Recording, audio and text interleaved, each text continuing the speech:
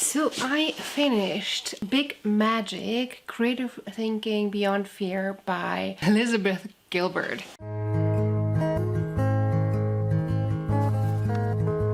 I'm sadly only giving it 2 out of 5 stars. I really hoped for more. I was going into this really expecting this to be amazing, but I'm just being left disappointed by nonfiction lately. I don't know what it is, if I'm just picking bad stuff, although all the picks are from like book clubs and stuff, so it's not necessarily my picks. So why only 2 out of 5 stars? There's just so much that I was disagreeing with, but mainly I was confused about who is supposed to be the target audience. It was intended to tell people, well, you can go and create art and you don't need to let society restrain you from doing what you do, and you should be doing it for fun, which I totally agree with. But I'm just wondering what type of person gravitates towards this book and needs this exact message to be told. Is there an overlying issue that this person is being kept from creating art out of fear of society's expectations? I feel like there might be a different problem to tackle. And then there were just so many things in this book that just annoyed me so much, or I just flat out felt like we're wrong. First of all, it was super cheesy. I know that a lot of self-help books are very easily leaning on the cheesy, but well, I don't like it. I don't like it. I also didn't like Elizabeth Gilbert's point on education. If you don't know, I studied art in university. I actually studied graphic design, but I had a lot of basic courses where the graphic design course pretty much said you should be trying and learning all these different techniques, so that gives you a bigger toolbox to pick from, and maybe you might find a new technique that you haven't tried before that you can embrace. And it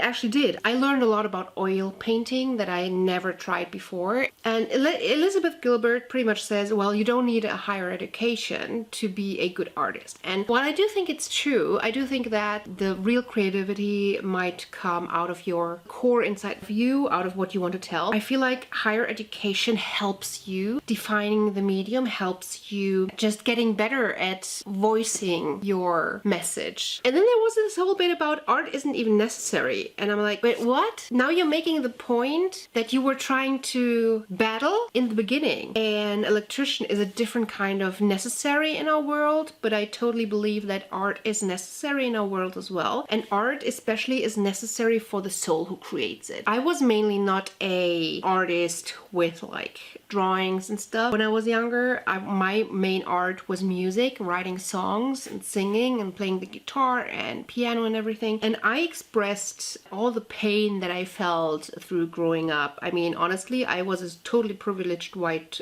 person. Teenagers have growing pains and you have all these emotions. I was able to bottle that up in songs and manage my feelings through writing songs, and I realized that I actually stopped writing songs, I stopped singing when I started to be happy. I'm glad that I didn't make this my profession, because I feel like my creativity is very, very different now, and I don't turn to drawing or writing music or even singing that much anymore, because I'm overall content and happy, and I don't have the need to express my feelings or to work on my feelings. But I feel like art was absolutely necessary for me to do all of that at an earlier stage in my life. So the first line is, once upon a time there was a man named Jack Gilbert who was not related to me, unfortunately for me, and I thought this would be a 4 out of 5 stars. To be fair, I felt like this would be a fictional writing, and I kind of liked this start for a fictional story. It's a totally different vibe when you know it's a non-fiction, but anyways, I was wrong. I finished Among Beasts and Briars by Ashley Post. This is a beautiful, whimsical fairy tale. We have very classic tropes. We have a gardener's daughter who's friends with the princess. We have curse. We have a situation where a faraway land pretty much said, here's the curse, you will be protected from these bad mystical things, but in return you can never ever come to this place. I don't know how else to describe it without going into spoilers. And we do have a curse-like thing where this country prospers and has no issues, like no droughts, no nothing. In exchange, they are not allowed to go to this forbidden city area. The plot, I feel feel like is very predictable. But if you're in for a cute, whimsical fairy tale, this could be the right book for you. For me, it was not. I might just not have been in the mood for a whimsical fairy tale, but I also just couldn't connect to the story or the characters like at all. I struggled caring at all. Then we had a predictable plot. We had very typical tropes that I feel like if they're done well, I love it and I don't mind that it's typical tropes, but because I couldn't connect, I just didn't care for the tropes. And then there were the typical eye roll moments where the characters or the situation just was plain stupid. The sheer stupidity of people was driving plot along a little bit, or was driving characters' outrage and reactions, which I get annoyed by quite easily as well. And then there were a few cases of victim blaming, which no. But all in all, I do fully understand people loving it. I do understand where they come from, and I absolutely would recommend it to somebody who wants the whimsical fairy tale in a new setting. Although I do feel like this world is described as bigger and more huge crowds, but then it doesn't feel like a huge crowd. It just feels like a couple of people. All right, so I gave it 3 out of 5 stars. What was the first sentence? And I was right. The first sentence is, it is said that the first king of Loria was born with fire in his blood. 3 out of 5 stars. I predicted tropes that have been done before. I predicted 3 out of 5 stars.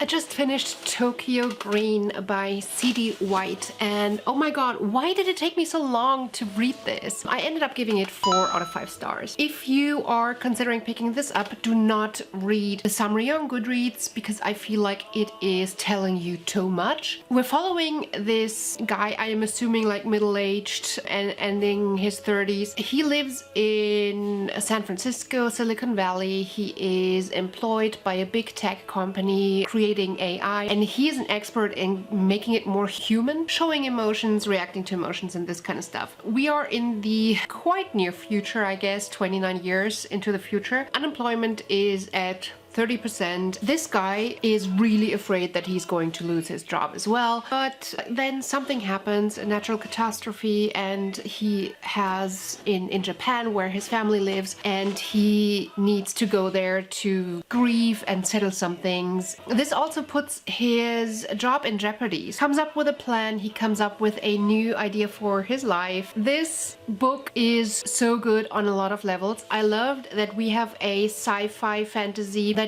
not only explores AI, but also explores human in both the good and the bad. I feel like a lot of times in science fiction we get this preachy, oh my god, we're all doomed because we're using technology, or we're allowing AIs to get better and to potentially take over the world. I feel like C.D. White was able to craft a future where technology as well as humans can go either way. It can be used for good and it can be used for bad. He's exploring a lot of more real questions as a lot of science fiction books, and that's one thing that I love about science fiction actually. He's exploring the human morality as well as the AI morality conflict area. Things that we might consider obvious or that we might consider normal when it comes to moral questions are just being challenged when an AI is trying to learn it, and that's what I really do enjoy. I thoroughly enjoyed that no character just was this heroic, perfect person, and they were just real humans with morally gray decision making. Some worse than others, some better than others, but overall it just made sense to me. And I loved how it tried to shed light on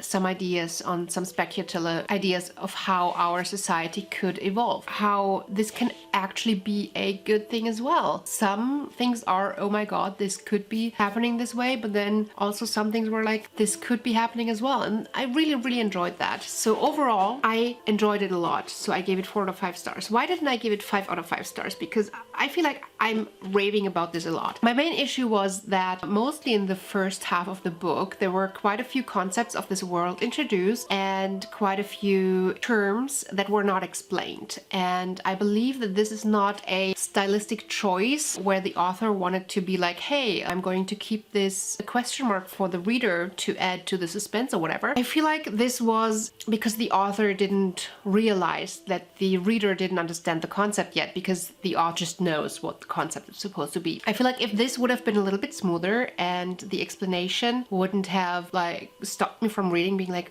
what the hell is he talking about now? I don't understand this. Then this would easily have been a 5 out of 5 stars. So the first sentence was, nobody, least of all his boss, had to pressure Tomo into working after hours on a Friday. And I gave it 4 out of 4 stars, and I was right.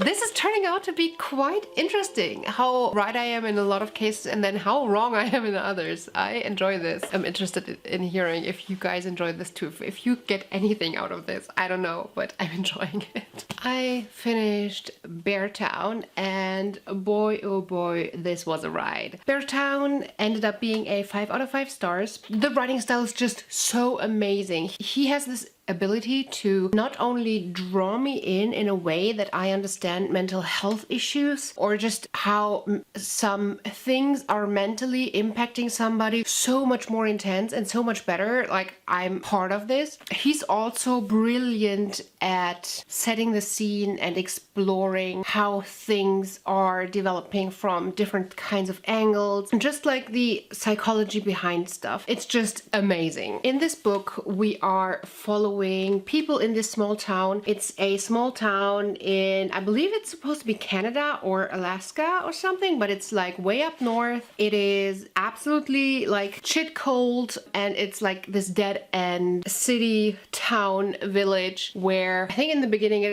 is described as a town that is in descriptions only coming up as, if you are reaching Beartown, you have gone too far. Nothing is happening there besides ice hockey, and the whole city is so behind ice hockey, and they're hoping for this team to win the ice hockey championship, and for this to draw some people into the town, and I think they want to do like an academy, etc. And then one of the hockey players rapes a young girl, and how the dynamics in this town, accusations and everything is unfolding, and oh my god, just get ready for some like strong emotions either way. I just loved how frustratingly real it all felt. Amazing. So total recommendation. Now let's see the first line in the book. Late one evening toward the end of March, a teenager picked up a double-barreled shotgun, walked into the forest, put the gun to someone else's forehead and pulled the trigger. And I gave it 4 out of 5 stars. So I think I wasn't completely wrong. This first line is a good first line, and that's why I gave this 4 out of 5 stars, but I think that it does not represent the powerful writing that I have seen in Bachmann. There's so many quotable quotes in here. There's so many lines and so many places where I was like, yes, exclamation point, this is something that I would want to print on a postcard, and the first line just does not represent this, but yeah. And I think I got close enough, right? I just finished The Book Thief. Why did I wait so long to read this? Well, I know why, but I loved it. I loved it so much. This book is playing in the Second World War. We're following this young girl who lives with a foster family, and just how she encounters, why is this squeaking? How she lives through the Second World War, her friends, her family, how the politics touches her and what's happening in the world, all her struggles, the way of how she learns to read and how this becomes an important part of her life. Well, The Book Thief is referencing how she's getting access to books. Beautiful. It's just beautiful. There's so much atmosphere in it, and I love that this isn't trying to be everything telling of what's happening in the World War. It's not trying to be too microscopic. It is pretty much telling the story of several families in a street without becoming too lost in detail, but also without being too shallow. That was the perfect mixture for me. I also loved how this book is supposedly told by death, and in a kind of humoristic tone. And this humoristic tone makes a huge difference. It's not really humorous because, well, we are talking about the Second World War, but the tone still somehow is. There's some style choices, stylistic things that just add to the whole experience, and I loved it. I loved the writing style. I think that objectively this is a really, really good book, and subjectively it touched me. and I loved it, and I didn't want it to end. Yeah, this is definitely going up onto my favorite shelf. Now let's see what was the first sentence and what I thought. The first sentence is first the colors. That doesn't say much, does it? I'm just gonna read a little bit further for you guys. First the colors, then the humans. That's usually how I see things, or at least how I try. Here's a small fact: you're going to die. And the stylistic choice is really interesting as well, how this is just set up differently, and we have this all throughout the book.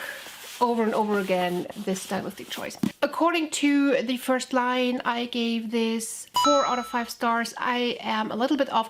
I think if I would have written the first paragraph, the one that I just read to you, I would probably have guessed 5 out of 5 stars. With this, there wasn't much to go on, right? But yeah, I guessed 4 out of 5 stars, and it is 5 out of 5 stars. So I finished The Queen of Blood, which was a traveling book, and I totally obviously enjoyed reading it because it was a traveling book, but I also just enjoyed it. We are in a very magical world where humans are living alongside spirits, so like water, air, fire, earth spirits, and kind of in a not positively living amongst each other situation, but the women of the humans can, well, some of them have the affinity and they can influence the spirits, so they can order them to stop attacking and that kind of stuff. Now these spirits are very, very aggressive. They are very much fighting against the humans. The queen of this country is supposed to protect all the people living there, and she's usually the person who is like has the most affinity, has the most magic to ward off all the evil that comes from the spirits. Now our main character, village gets attacked, and she's 10 years old, and she only stops her family from being killed by discovering that she has the affinity and warding off the spirits. But it is uncovered that, well, she goes into training, magical school trope incoming, like hard. What I really did enjoy is that she is not the like, I'm the chosen one, I'm the most powerful and I was just not discovered, but now that I'm discovered, I'm the most powerful and everything's easy for me.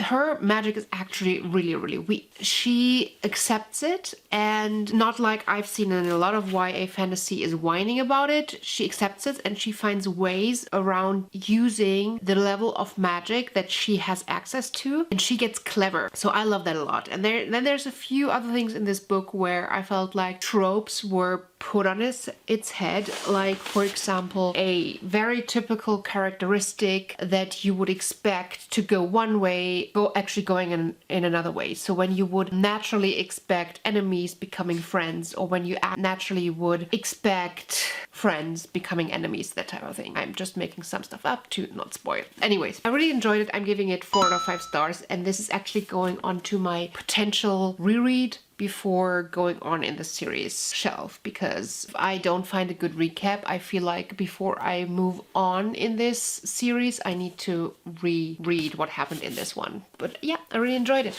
Oh, okay. So this one is Don't Trust the Fire, for it will burn you, and I gave it 2.5 stars, and I guess I was really wrong. Yeah, to be fair, the beginning, I loved the whole first chapter, but it took me a couple of pages to understand that I would enjoy it. It's no like immediate capturing me in the first paragraph, no immediate I like it. It was very tropey and very cliche for the first like few paragraphs. I understand why I chose that, but I was wrong. I was completely wrong. So I finished 2 books right now.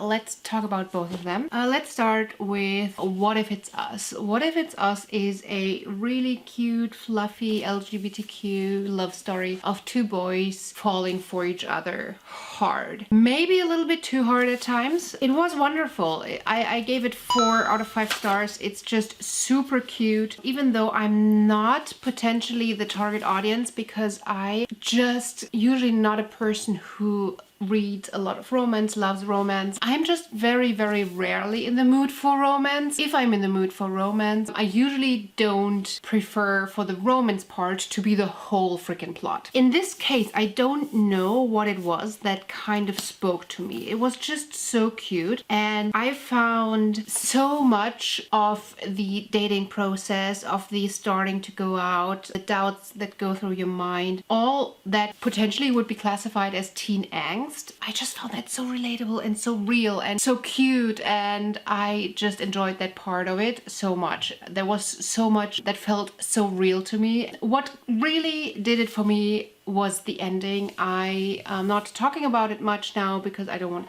to spoil this for you, but even the ending felt realistic and felt like a proper ending. I really enjoyed that part. I have this really cute from the book box instead of a letter from the author.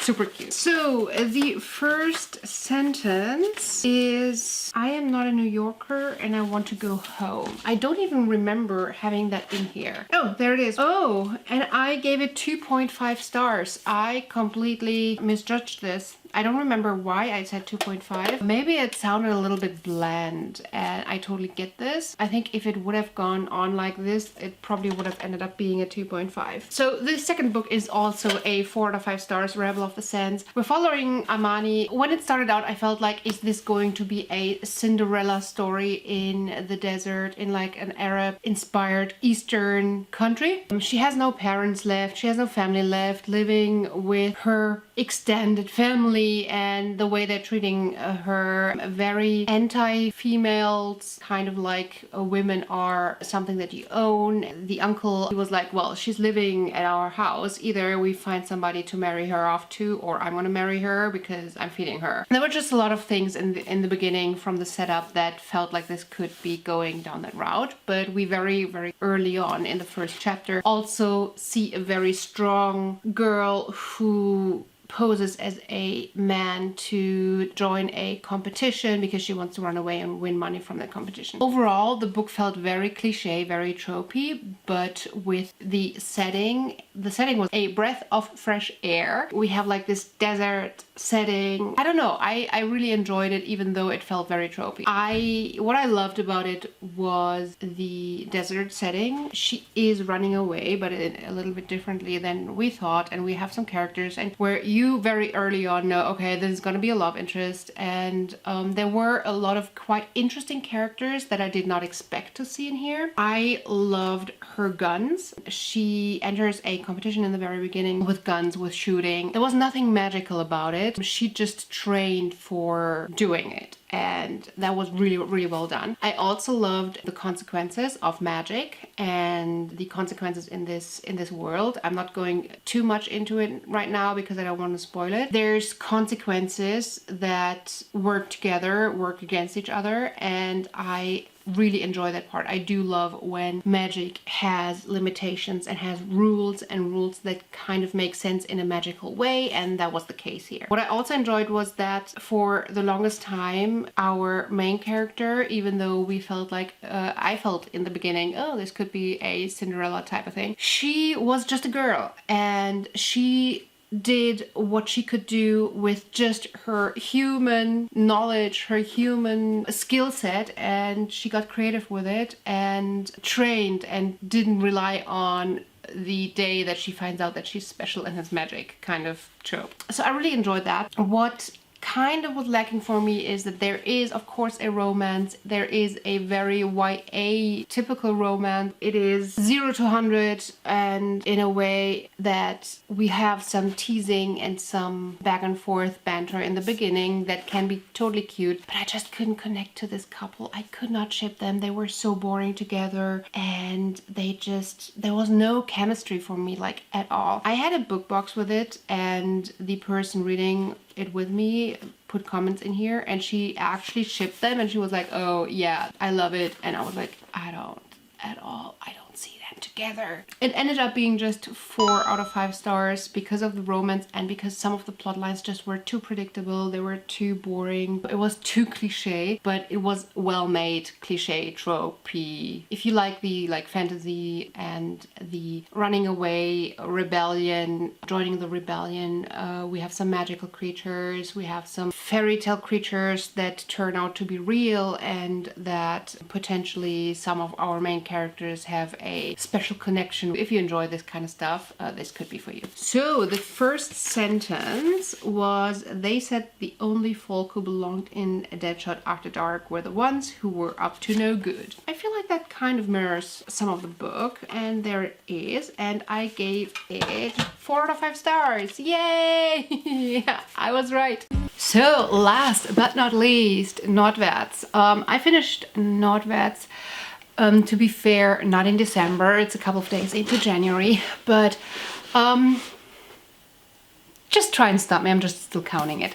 Nordwärts is a story about 2 Nordish Viking type guys who are setting off in a race where they have 80 weeks to get around the continent, and they have several different tasks to complete, and the person who wins this race is then the king of the sea. It's a beautiful Nordic setting with a very harsh Viking-y vibe that is really, really fun. I ended up giving it 3 out of 5 stars. To be honest, when I read the prologue, that is 80 freaking pages, if not even a few more, out of 480, I was like, okay, this is gonna be a 5-star. The prologue was a lot heavier and a lot darker and a lot crasser than I thought would be possible.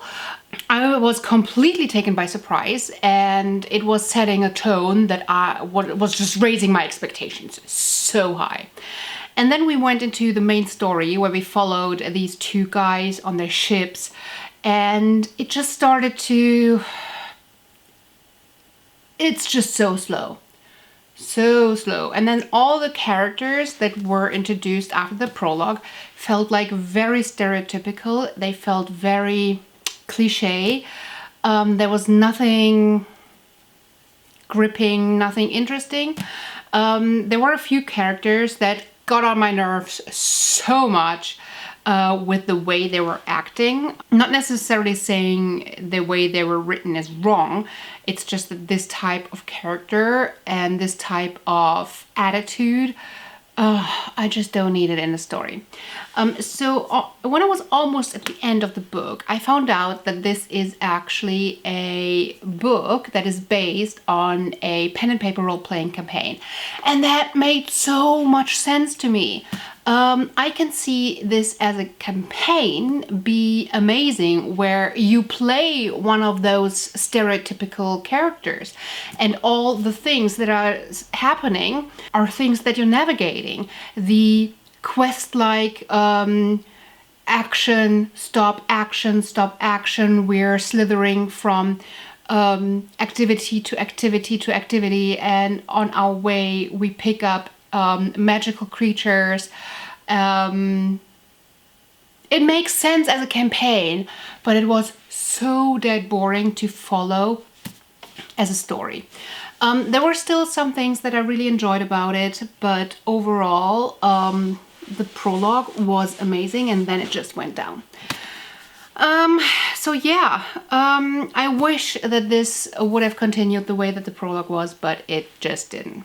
So the first sentence was "Sproom sprayed over the front ford of the cog," and I gave it 3 out of 5 stars, and I ended up actually giving it 3 out of 5 stars. So yay for me being right, boo for this not being better. I'm a little bit sad about it because, you know, when your expectations are starting out so great. Well, before I picked it up, my expectations were not that great, but reading the prologue, my expectations that high. And that's why I feel disappointed and book hungover, and I'm ready to dive into something new that makes me happy and fills the hole in my heart that this has left. Let's hope that January has something good for me. Just loving this moment. Can we stay here forever?